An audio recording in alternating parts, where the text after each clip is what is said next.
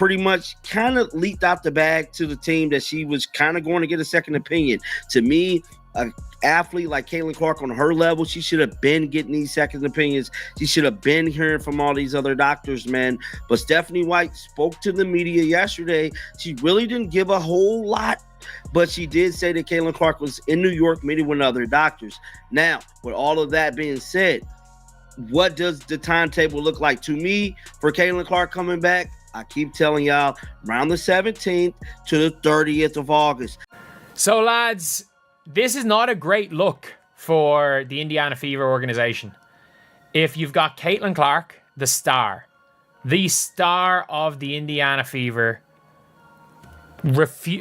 she's going and seeing whatever about not seeing the Indiana Fever's doctors. Like, it is what it is with that. It is what it is. Like, I think a lot of players and teams get second opinions, but if you haven't seen here, Stephanie White says there's no update on Caitlin Clark or potential timeline. She met with another doctor, but White says she hasn't spoken with the trainers. The superstar who resurrected basketball in Indiana has just made the loudest statement in WNBA history without uttering a single word. Caitlin Clark, the magnetic force who turned college basketball into a primetime spectacle and brought the WNBA into a new era of relevance, has done the unthinkable. Why Caitlin Clark was injured is a real thing. It's not just because she's a good player and people go hard against her, in my opinion. There's some other stuff going on there. A lot of pressure to put people in seats, to put eyeballs on the game. You come back a little early. Teams, as they should, play hard against her. Some teams go over the line and refs seem to look the other way, in my opinion. You had some of that going on with some other talent in the league as well last year. But this is different. And Stephanie White needs some blame as well. The team seems a little rudderless. Reportedly severed all communication with the Indiana Fever's medical staff. It's a move so drastic, so loaded with subtext, that it shakes the very foundation of the franchise she was supposed to elevate. And yet, for those who followed the signs, it feels almost inevitable. She has met with a different doctor. And she won't even give an update to the team. Not, oh yeah, you know, she's met with a different doctor and we're waiting on an update. She's waiting, or not even, well, that's basically it. They're waiting on, oh, she's gone to a different doctor and they've heard nothing. Clark isn't just any player. She's not a prospect, not a role player, not even a star in the traditional sense. She is the face of women's basketball, a singular talent whose name alone sells out arenas, moves merchandise like no one else. News: Caitlin Clark. Following a July 15th injury to her right groin, Indiana Fever guard Caitlin Clark underwent further medical evaluations earlier this week. The team can confirm that no additional injuries or damage were discovered through the evaluations. Clark will continue working with the Fever medical team on her recovery and rehabilitation, with the priority on her long-term health and well-being. There is no timetable available for Clark's return, and no additional details will be provided at this time.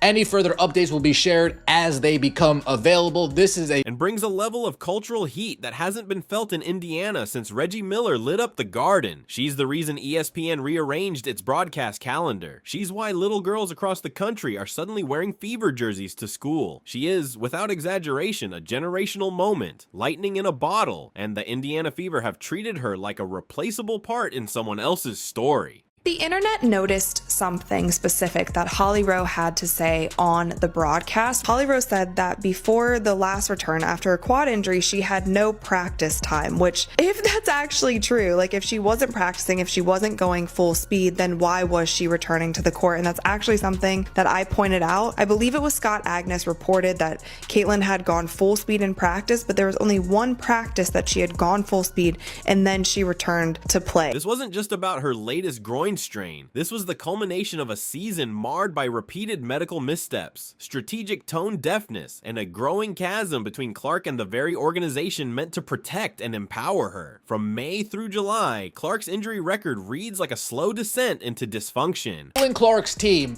has made it known we are going to be holding her out until she is fully recovered. We are not going to be rushing her back at all. After taking Indiana Fever's advice, eventually Caitlin Clark needs to take matters into her own hands, make decisions for herself, and I believe that's what we are seeing with the team that she now has surrounding her. First it was left leg soreness, then a left quadriceps strain, followed by a groin injury in June, and now a re-injury to the opposite groin, each time raising more eyebrows, each time returning too quickly, and each time with less transparency than the last. And on July 24th, when the Fever announced with an unsettling vagueness that there would be no timetable for her return, they didn't just confirm her injury, they confirmed a crisis. The people were speculating that Caitlin Clark injury could be much worse than expected. You know, these type of injuries and the way she's been getting these injuries is not normal to have these strains back to back to back like this. And I said this before, Caitlin Clark mobility is off, bro. I believe she might have came back too fast from the first. We all know the first one went down around the 25th of May.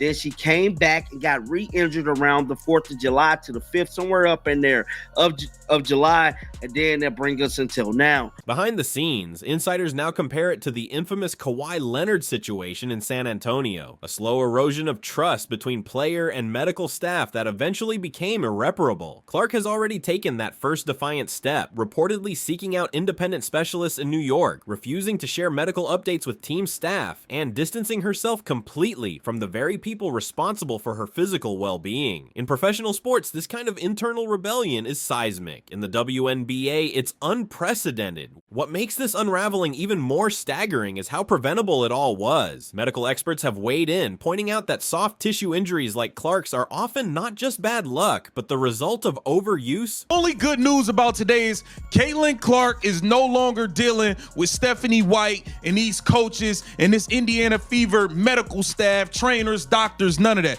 She's seeing her own medical doctors, her own team. That's the only good news of today. She has abandoned the Indiana Fever medical staff, and I'm happy about it. I'm happy about it.